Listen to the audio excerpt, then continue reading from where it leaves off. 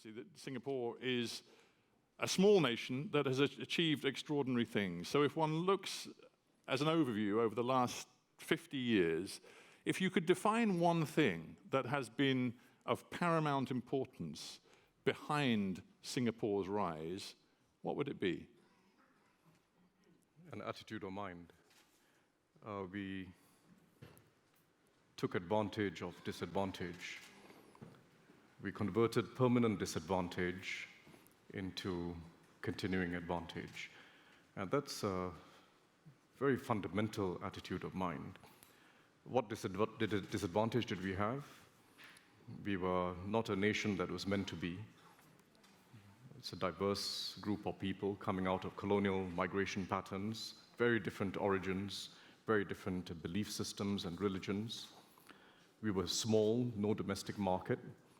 Decolonization happened suddenly, and the British withdrew their military forces quickly, and it impacted a very large part of the economy.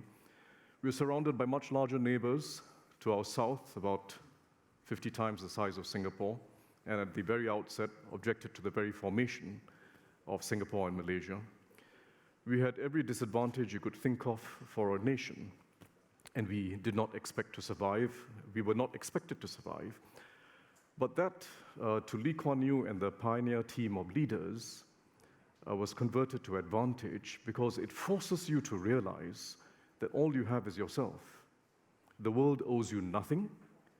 You're a piece of granite rock. Fortunately, it's granite, by the way. Not even a waterfall or mountains that allow you to have a little bit of hydroelectric power, nothing. Just a group of people of different origins who are willing to work hard and had to fend for themselves and make themselves relevant to the world. And that mindset, thinking of yourself as not having the advantage of size or history, and that you've got to create it for yourself, turns out to be a phenomenal advantage.